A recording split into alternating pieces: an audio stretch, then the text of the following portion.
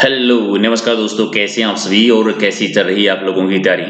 तो आज का हमारा टॉपिक है राजस्थान में 1857 की क्रांति। और ये टॉपिक राजस्थान में जितने भी एग्जाम होते हैं सभी के लिए मोस्ट इंपोर्टेंट है। इस टॉपिक से जुड़े जितने भी इंपोर्टेंट क्वेश्चन हैं और उन क्वेश्चन से जुड़े हुए जितने भी इंपोर्टेंट फैक्ट है वो सारे इसमें कवर करेंगे। इस टॉपिक के बाद में अगर आप अच्छे से कवर करते हैं तो 1857 की क्रांति का कोई भी क्वेश्चन आपका गलत नहीं होगा। तो पूरा वीडियो देखना है, जो भी स्कोर आपका रहता है कमेंट करके बता देना कि कितने क्वेश्चंस आपने सही किए हैं।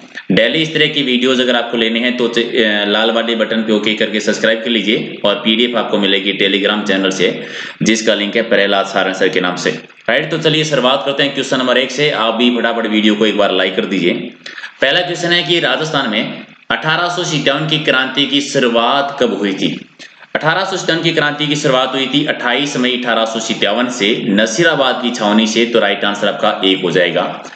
1857 की क्रांति के टाइम पर राजस्थान में टोटल उस टाइम पर 6 छावनियां थी और इन 6 छावनियों में से 2 छावनी थी अजमेर में, ब्यावर की छावनी और नसीराबाद की।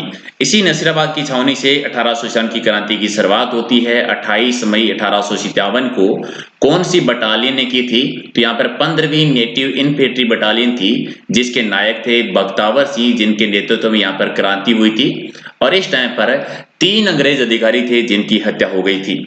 पहले अंग्रेज अधिकारी थे जिनका नाम था न्यूबरी, दूसरे थे के बेनी और तीसरे थे के स्पोर्टिवुड्स। तीनों का नाम याद रखिए क्योंकि ये इंपॉर्टेंट है। क्वेश्चन इस तरह से आपके एग्जाम में पूछ लिया जाता है कि न्यूबरी और स्पोर्टिवुड अंग्रेजी अधिकारियों की हत्या किस छावनी में हुई थी? तो नसीराबाद की छावनी में। और यहाँ से नसीराबाद की छावनी से निकलने के बाद में 18 जून को दिल्ली विद्रोह में शामिल होते हैं। तो ये भी आपका क्वेश्चन आता है कि नसीराबाद की छावनी विद्रोह के बाद में यहाँ के क्रांतिकारी दिल्ली कब पहुंचे थे या दिल्ली के क्रांतिकारियों के साथ शामिल कब हुए थे? तो 18 जून को शामिल हुए थे। दूसरा है कि 1857 की क्रांति के समय राजपुताने का एजीजी कौन था? राजपुताने के एजीजी जॉर्ज पैट्रिक लॉरेंस थे उस टाइम पर। एजीजी कौन होता है? एजीजी का मतलब होता है एडजेंट टू गवर्नर जनरल, और ये राजपुताने का सबसे बड़ा अंग्रेजी अधिकारी था जिसका नाम था जॉर्ज पैट्रिक लॉरेंस। एजीजी के नीचे अलग अलग रियासतों में पॉलिटिकल एजेंट होते थे, ठीक है, अलग अलग रियासतों में होते थे। इस एजीजी पद की जो शुरुआत हुई थी राजस्थान में वो हुई थी 1832 से, और पहले पहले जो एजीजी बने थे उनका नाम था मिस्टर लोकेट। और 1857 की क्रांति के टाइम पर कौन थे? जॉर्ज पैट्रिक लॉरेंस रहे थे। इसके अलावा अजमेर मेरवाड़ा जो है उसका प्रशासन उस टाइम पर जो था वो कर्नल डिक्सन के हाथों में था। यानी अजमेर मेरवाड़ा एक केंद्र शासित प्रदेश था और अंग्रेजों का मुख्य क्षेत्र भी यही था। यहाँ पर एक कमिश्नर होता था जो अजमेर मेरवाड़ा की प्रशासन देखने का काम करता था। जैसे अलग अलग क्षेत्रों में पॉलिटिकल एजेंट होते थे तो उसका नाम था कर्नल डिक्सन और एजीजी था जॉर्ज पैट्रिक लॉरेंस था। अंग्रेजों का कार्यालय कहां पर होता था? तो माउंट आबू में स्थित था 1857 की क्रांति के टाइम पर। ठीक है, चलिए अगला क्वेश्चन आपका है कि 1857 के विद्रोह के समय भाग नहीं लेने वाली छावनियां कौन सी थी? जैसा कि पहले हमने डिस्कस किया है कि टोटल कितनी छावनियां थी? 6 छावनियां थी। इनमें से 2 छावनी ने भाग नहीं लिया था, 4 छावनियों ने भाग लिया था। कौन कौन सी? इसमें खेरवाड़ा छावनी और ब्यावर छावनी ने, ब्यावर ने और खेरवाड़ा छावनी ने भाग नहीं लिया था, बाकी 4 ने लिया था। 6 कौन कौन सी है? 2 थी अजमेर में, एक नसीराबाद जो कि अजमेर में है और एक ब्यावर थी अजमेर में। एक नीमच मध्य प्रदेश में जो एकमात्र छावनी कह दीजिए वर्तमान में राजस्थान से बाहर है जो एमपी में है। एरनपुरा जो कि पाली में है, देवली जो कि टोंक में और खेरवाड़ा जो उदयपुर में। इनमें से 4 ने भाग लिया था। अंतिम 2 जो है यानी ब्यावर और खेरवाड़ा छावनी ने भाग नहीं लिया था। नेक्स्ट है कि बिथोड़ा के युद्ध में ठाकुर कुशाल सिंह के नेतृत्व में क्रांतिकारियों ने सेना के किस अंग्रेज अफसर की सेना को हराया था? ठीक है, तो बिथोड़ा का युद्ध जो हुआ था, ये बिथोड़ा का युद्ध हुआ था 8 सितंबर 1857 को। एक साइड में क्रांतिकारियों का नेतृत्व कर रहे थे ठाकुर कुशाल सिंह और अंग्रेजी सेना का नेतृत्व कर रहे थे कैप्टन हिथकोट, और कैप्टन हिथकोट इसमें हार जाते हैं। डी आपका सही है। अब हुआ क्या है? अब हुआ एक ठिकाना था जो पाली में आता है और उस टाइम पे ये मारवाड़ रियासत में आता था। ठीक है, मारवाड़ रियासत, और मारवाड़ में उस टाइम शासन कर रहे थे तखत सिंह शासन कर रहे थे। और इस आवा के जो ठिकानेदार थे उनका नाम था ठाकुर कुशाल सिंह, जो क्रांतिकारियों का नेतृत्व कर रहे थे। और इसी के लिए अंग्रेजों के साथ 2 इनके युद्ध होते हैं। पहला युद्ध हुआ था बिथोड़ा का युद्ध, जो 8 सितंबर 1857 को हुआ था पाली में, और इसमें कैप्टन हितकोट हार जाते हैं। दूसरा युद्ध हुआ था चेलाबास का युद्ध, जिसको हम गोरे काले का युद्ध भी कहते हैं। ये हुआ था 18 सितंबर 1857 को, ये भी पाली में, और इसमें राजस्थान के जो एजीजी हैं जॉर्ज पैट्रिक लॉरेंस, वो भी सेना लेकर आए थे, लेकिन वो इसमें हार जाते हैं। और इसी टाइम के बाद में मारवाड़ के उस टाइम के जो पॉलिटिकल एजेंट थे मॉकमेसन, उनकी हत्या कर दी जाती है और मॉकमेसन का सर काटकर अहुआ के किले पर लटका दिया जाता है। चेलाबास के युद्ध के बाद में हुआ था, यानी गोरे काले के युद्ध के बाद में हुआ था। अब क्वेश्चन तो आपका इस तरह से, जैसे आपके एग्जाम में क्वेश्चन आया था कि बिथोड़ा का युद्ध हुआ था ठाकुर कुशाल सिंह और कैप्टन हितकोट के बीच में, तो वर्तमान में बिथोड़ा कहां पर है? तो उसका आंसर क्या हो जाएगा? बिथोड़ा वर्तमान में पाली जिले में आता है। अगला है कि राजस्थान में कितनी सैनिक छावनियां थी? बिल्कुल आसानी से बता देंगे, टोटल 6 सैनिक छावनियां थी। 4 ने भाग लिया था, 2 ने नहीं लिया था। चलो दिल्ली मारो फिरंगी का नारा किस छावनी के क्रांतिकारियों ने दिया था? चलो दिल्ली मारो फिरंगी का नारा दिया था एरनपुरा छावनी के सैनिकों ने। एरनपुरा छावनी के सैनिक, यहां पर जो बटालियन थी उसका नाम था Jodhpur legion. Jodhpur legion battalion जो है वो यहां पर थी, जो कि ये बटालियन जो है पाली क्षेत्र में आती है। इन्होंने यहां पर क्रांति की थी और बाद में अहुआ के ठाकुर कुशाल सिंह हैं, उनके साथ ये मिल जाते हैं। किसके अनुसार 1857 के विद्रोह को पूर्णतः देशभक्ति रहित और स्वार्थी सैनिक विद्रोह कहा था? यानी 1857 की क्रांति को अलग अलग इतिहासकारों ने अलग अलग शब्दों में इसको व्यक्त किया है। ठीक है, तो कौन से इतिहासकार हैं जिन्होंने ये कहा था कि 1857 का विद्रोह जो है पूर्णतः देशभक्ति रहित था और स्वार्थी सैनिकों का विद्रोह था? और ये कहा था सर जॉन सीले ने। जितने भी विदेशी इतिहासकार हुए हैं उन्होंने नॉर्मली इसको सैनिक विद्रोह कहा है, लेकिन यहाँ पर मेन इतिहासकारों की कथन देख लेते हैं जो एग्जाम के लिए इंपॉर्टेंट है। रामविलास शर्मा जी है, उन्होंने कहा था कि यह स्वतंत्रता संग्राम था।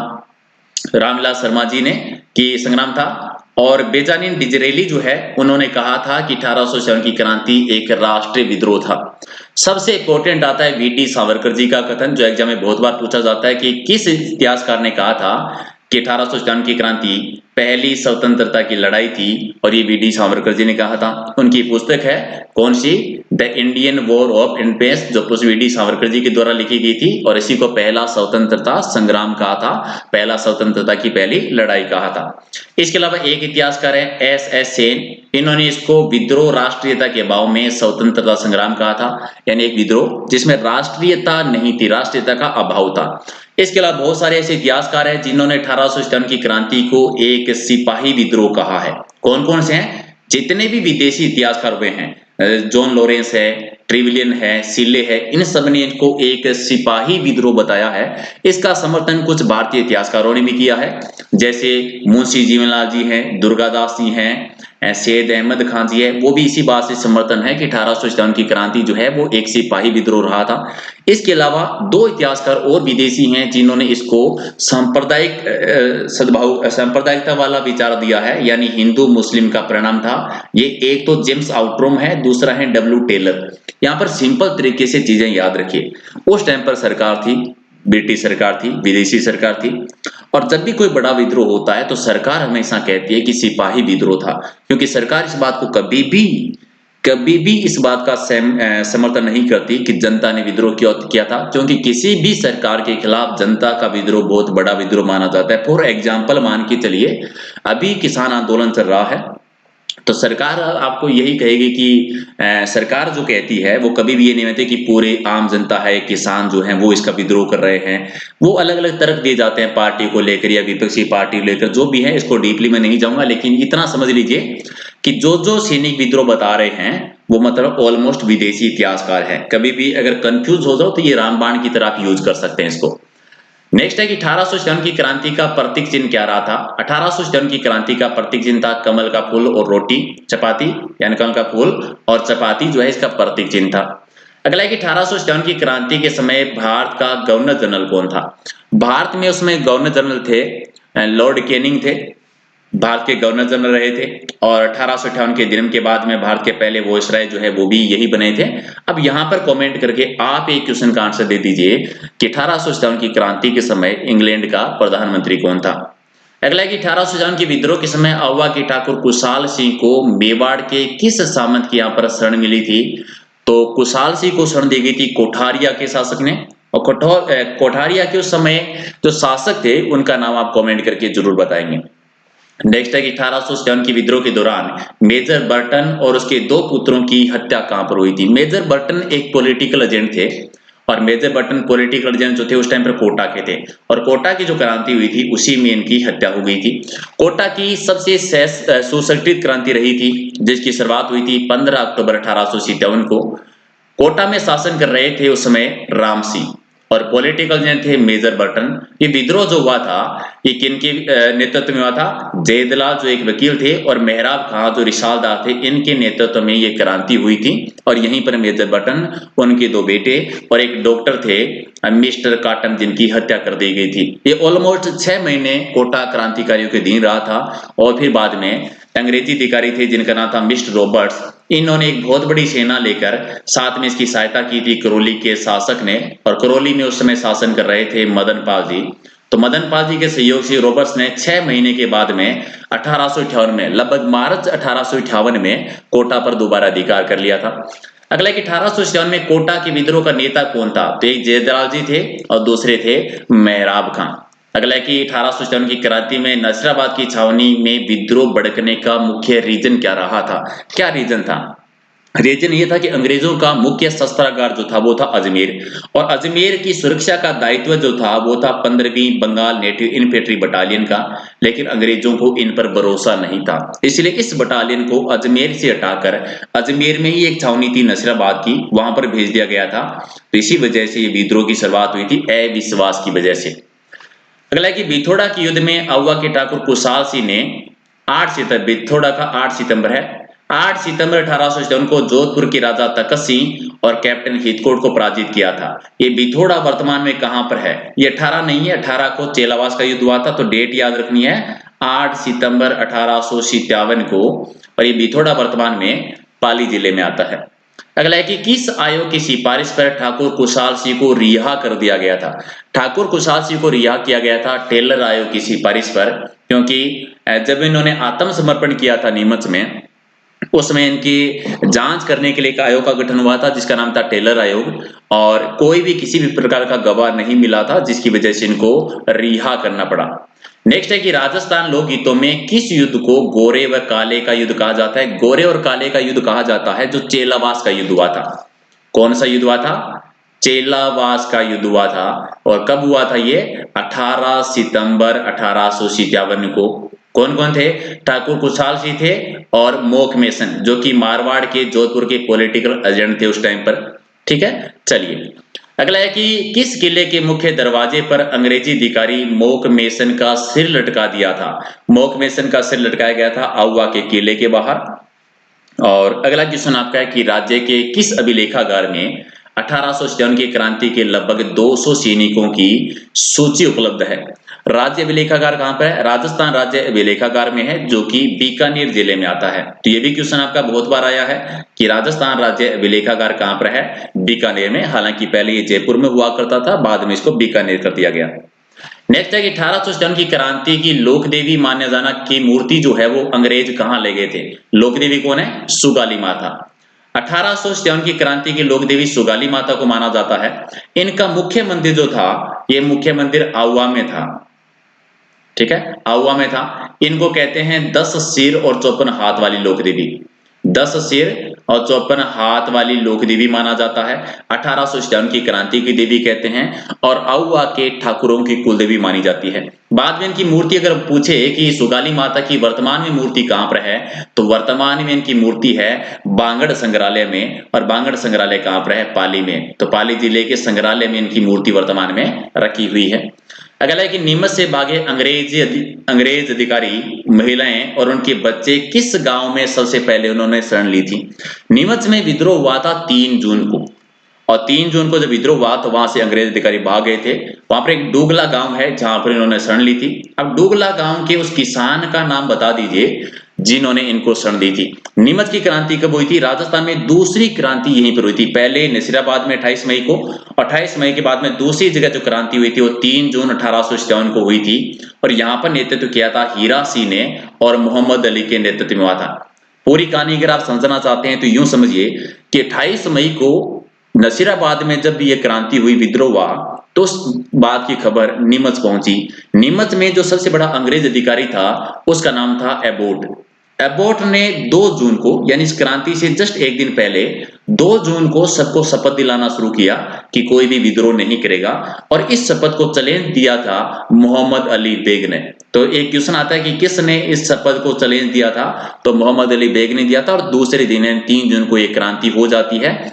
और इसी वजह से यहाँ से किसान, जो अंग्रेज अधिकारी थे, वो भाग जाते हैं। मेवाड़ में एक जगह आती है डूगला गांव, जहां पर एक किसान थे रूगाराम जी, जिनके यहाँ पर इन्होंने शरण ली थी, और बाद में मेवाड़ के जो शासक हैं उन्होंने इनको जग मंदिर में ठहराया था। हालांकि बाद में 3 दिन के बाद में अंग्रेजों ने यानी 6 जून को नीमच पर दोबारा अधिकार कर लिया था। अब एक क्वेश्चन और आता है कि अंग्रेजों ने नीमच पर जो दोबारा अधिकार किया था, तो अंग्रेजों की सहायता किसने की थी? एक चीज तो आपको सबसे पहले याद रखना कि जिस भी छावनी की आप बात कर रहे हैं, उस छावनी की सेना जो रहेगी वो तो दोबारा साथ देगी। तो ये मेवाड़ में थी, तो मेवाड़ की सेना तो मैंने हो ही गई कि मेवाड़ की सेना, और साथ में सहयोग किया था हाड़ौती की सेना ने, यानी कोटा प्लस बूंदी की सेना भी साथ में आई थी सहयोग करने के लिए। नेक्स्ट है कि बैरकपुर की छावनी के प्रमुख क्रांतिकारी कौन थे? बैरकपुर की छावनी मंगल पांडे से संबंधित है। बैरकपुर की छावनी जो है, ये बैरकपुर की छावनी है पश्चिमी बंगाल में, ठीक है। बैरकपुर की छावनी पश्चिमी बंगाल में आती है, जहां पर सबसे पहले इसकी शुरुआत हुई थी 29 मार्च को, यानी 29 मार्च 1857 को बैरकपुर की छावनी पश्चिमी बंगाल में एक बटालियन थी जिसका नाम था 34वीं नेटिव इन्फेंट्री बटालियन, और उसी के एक सिपाही थे मंगल पांडे, जिन्होंने चर्बी वाले कारतूस के विरुद्ध सबसे पहले विद्रोह किया था। ये 1857 की पहली घटना है, और बाद में इनको फांसी भी दे दी गई थी। हालांकि सुसंगठित रूप से जो क्रांति की शुरुआत हुई थी भारत में, वो हुई थी 10 मई 1857 को मेरठ से, जहां पर 20वीं बटालियन थी, ठीक है। 20वीं बटालियन कदम सिंह ने यहां पर नेतृत्व किया था, और बाद में 12 मई को दिल्ली पहुंच जाते हैं। नेक्स्ट आपका है कि राजस्थान के किस राज्य ने क्रांति के समय कोटा महाराव की सहायता की थी? यानी कोटा में दोबारा अंग्रेजी का जो अधिकार हुआ था उस समय सहायता की थी करौली रियासत ने, और करौली में उस समय शासन कर रहे थे मदन पाल सिंह शासन कर रहे थे। क्योंकि ये याद रखना है कि 1857 की क्रांति के टाइम पर कौन कौन सी रियासतों में कौन कौन शासक है वो शासन कर रहे थे। अगला 1857 की क्रांति के समय धौलपुर में कौन शासन कर रहा था? 1857 की क्रांति के टाइम पर धौलपुर में कौन शासन कर रहा था? तो भगवंत सिंह शासन कर रहे थे, तो राइट आंसर आपका डी हो जाएगा। चलिए एक बार देख लीजिए कि अलग अलग रियासतों में कौन कर रहे थे। 3 तो आप राम सिंह याद रखिए, जयपुर में राम सिंह थे, कोटा में राम सिंह थे, ठीक है। कोटा में राम सिंह शासन कर रहे थे, जयपुर में राम सिंह शासन कर रहे थे, और एक आप बूंदी याद रखिए, बूंदी में भी राम सिंह शासन कर रहे थे। जोधपुर में थे उस समय तकत सिंह, भरतपुर में उस समय थे जसवंत सिंह, और उदयपुर का मैन याद रखना है क्योंकि स्वरूप सिंह थे, ठीक है। तो एक स्वरूप सिंह का, जयपुर का राम सिंह द्वितीय थे, जहां पर कोई भी किसी भी प्रकार की क्रांतिकारी घटना नहीं हुई थी। सिरोही में शिव सिंह शासन कर रहे थे, और धौलपुर में भगवंत सिंह शासन कर रहे थे। बीकानेर में सरदार सिंह ज्यादा इंपॉर्टेंट है, इनका याद रखना क्योंकि ये एकमात्र ऐसे शासक रहे थे तो 1857 की क्रांति के टाइम पर सेना लेकर राज्य से बाहर गए थे। करौली का याद रखना है मदनपाल जी थे, क्योंकि कोटा में दोबारा अधिकार करने के लिए अंग्रेजों की सहायता मदनपाल ने ही की थी। टोंक में याद रखें नवाब वजीरुद्दौला, ये इसलिए इंपॉर्टेंट है क्योंकि एकमात्र रियासत थी मुस्लिम रियासत, और एकमात्र रियासत कह दीजिए जहां पर 1857 की क्रांति के टाइम पर महिलाओं ने भाग लिया था। बूंदी में राम सिंह थे, एकमात्र शासक कह दीजिए जो क्रांतिकारियों के साथ में थे। अलवर में विनय सिंह थे, जैसलमेर में रणजीत सिंह, झालावाड़ में पृथ्वी सिंह, प्रतापगढ़ में दलपत सिंह, और बांसवाड़ा में लक्ष्मण सिंह। झालावाड़ और बांसवाड़ा इसलिए इंपॉर्टेंट है क्योंकि राजस्थान की 2 रियासतें हैं जहां पर तांत्या टोपे ने अधिकार कर लिया था, तो उनका याद रखना है। और डूंगरपुर में उदय सिंह शासन कर रहे थे। अगला है कि भारत में स्वतंत्रता के समय जोधपुर का शासक, स्वतंत्रता के टाइम पर हनुमंत सिंह शासन कर रहे थे, अंतिम शासक कह दीजिए। अगला है कि राजस्थान में रियासतों पर प्रभावी नियंत्रण स्थापित करने के लिए एजीजी का पद कब बनाया गया था? तो एजीजी का पद बना था 1832 में। अब इसको एक तरीके से समझिए, मैं आपको चीजें आपको अच्छे से समझ में आ जाएगी, ठीक है। अंग्रेजों के टाइम पर क्या होता था, ये जो एरिया जो आता था इसको कहते थे उत्तरी पश्चिमी सीमांत प्रांत, ठीक है। उत्तरी पश्चिमी सीमांत प्रांत कहा जाता था। इसी में आता था राजस्थान। राजस्थान किस प्रांत का हिस्सा आता था? राजस्थान उत्तरी पश्चिमी सीमांत प्रांत का हिस्सा आता था। अब ये उत्तरी पश्चिमी सीमांत प्रांत जो है, इसका उस टाइम पर जो मुख्यालय हुआ करता था, ये मुख्यालय हुआ करता था आगरा। ठीक है, इसका मुख्यालय हुआ करता था आगरा, और आगरा में एक अलग कमिश्नर बैठता था। और राजस्थान में जैसे ये अलग राज्य हो गया, इसका जो बड़ा बड़ा अधिकारी होता था, उस अधिकारी को कहते थे एजीजी, और एजीजी के नीचे काम करने के लिए होते थे अलग अलग रियासतों में पॉलिटिकल एजेंट। और राजस्थान में एजीजी के पद की शुरुआत हुई थी 1832 से। पहले एजीजी बने थे मिस्टर लोकेट, और 1857 की क्रांति के टाइम पर कौन थे? जॉर्ज पैट्रिक लॉरेंस थे उस टाइम पर।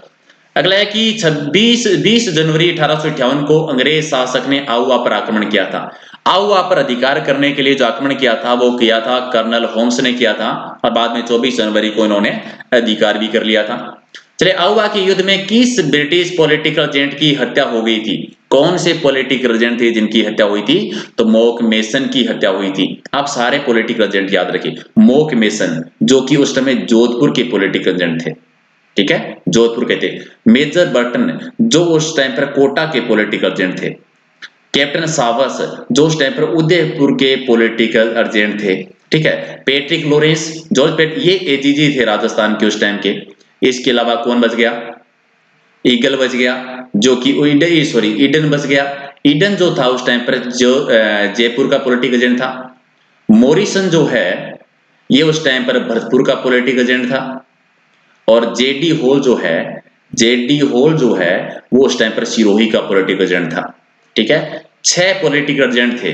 ठीक है, जोधपुर, कोटा, उदयपुर, जयपुर, भरतपुर, सिरोही, 6 पॉलिटिकल एजेंट थे, और एक ये एजीजी हो गए। तो सबके नाम याद रखिए कि कौन सी रियासत में पॉलिटिकल एजेंट कौन था।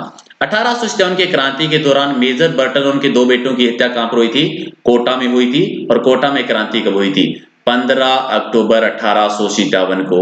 शासन कौन कर रहे थे कोटा में? कोटा में शासन कर रहे थे राम सिंह। पॉलिटिकल एजेंट कौन थे कोटा में? तो मेजर बर्टन वहां के पॉलिटिकल एजेंट थे। और किसके नेतृत्व में क्रांति हुई थी? जयदयाल और मेहराब खां के नेतृत्व में। जयदयाल और मेहराब खां के नेतृत्व में कोटा में क्रांति हुई थी। नेक्स्ट आपका है कि जोधपुर लीजन के सैनिकों ने किस छावनी में क्रांति का उद्घोष किया था? जोधपुर लीजन कहां पर थी? जोधपुर लीजन एरनपुरा की छावनी में थी। एरनपुरा की छावनी कहां पर थी? पाली में थे। चलो दिल्ली मारो फिरंगी का नारा इसी जोधपुर लीजन के सैनिकों ने दिया था। अगला है कि कुवाड़ा भीलवाड़ा स्थान पर तांता टोपे की सेना का मुकाबला किस अंग्रेजी अफसर से हुआ था? कुवाड़ा, जो कि भीलवाड़ा में है, यहाँ पर जनरल रॉबर्ट से इनकी मुलाकात हुई थी, मुठभेड़ हुई थी, जिसमें तांता टोपे हार जाते हैं। ये घटना है पहली बार की जब वो राजस्थान में आते हैं। तांता टोपे कितनी बार आए थे राजस्थान में? तांता टोपे 2 बार आए थे राजस्थान में। ये है 8 अगस्त की बात, 8 अगस्त 1857 की बात है, तो पहली बार आए थे। दूसरी बार जब ये आते हैं तो ये आते हैं दिसंबर 1857 के दौरान, और उस टाइम पर ये 2 जगह पर अधिकार करते हैं। एक बांसवाड़ा पर अधिकार करते हैं और दूसरी जगह झालावाड़ पर अधिकार कर लेते हैं। नेक्स्ट आपका है कि निम्बाड़ा पर अधिकार करने के लिए अंग्रेजों की मदद किस राज्य की सेना ने की थी? निम्बाहेड़ा पर अधिकार करने के लिए मेवाड़ रियासत की सेना ने अंग्रेजों का सहयोग किया था। नेक्स्ट है कि 1857 के विद्रोह के समय जोधपुर के महाराजा तखत सिंह ने किसके नेतृत्व में सेना अजमेर भेजी थी? तखत सिंह ने जो सेना अजमेर भेजी थी वो कुशाल राज सिंघवी के नेतृत्व में भेजी थी। एक आपका सही है। अगला है कि कोटा में 1857 के विद्रोह का नेतृत्व किसके द्वारा किया गया था? जयदलाल और मेहराब खां के नेतृत्व में विद्रोह हुआ था, तो बी आपका सही है। अगला है कि जोधपुर राज्य के किलेदार, जो कि 1857 में आउवा के क्रांतिकारियों ने मौत के घाट उतार दिया था, और वो किलेदार का नाम जो था उस टाइम का, वो थे अनार सिंह जी। नेक्स्ट है कि राजस्थान में आउवा के विद्रोही किसके नेतृत्व में? आउवा में जो विद्रोह हुआ था वो आउवा के ठाकुर कुशाल सिंह के नेतृत्व में हुआ था, यानी डी आपका सही है। अगला कि 28 मई 1857 को नसीराबाद में राजस्थान में सबसे पहले विद्रोह हुआ था। ये नसीराबाद राजस्थान के किस जिले में आता है? तो नसीराबाद छावनी राजस्थान के अजमेर जिले में है, यानी सी आपका सही है। अगला कि 1857 की क्रांति में अंग्रेजों और जोधपुर की संयुक्त सेना को पराजित किसने किया था? अंग्रेजी और जोधपुर की जो संयुक्त सेना थी 1857 में, उसको हराया था ठाकुर कुशाल सिंह ने 2 युद्ध में। पहला युद्ध हुआ था बिथोड़ा का युद्ध। कब हुआ था? 8 सितंबर 1857 को। और दूसरा हुआ था चेलावास का युद्ध, और चेलावास का युद्ध हुआ था 18 सितंबर 1857 को।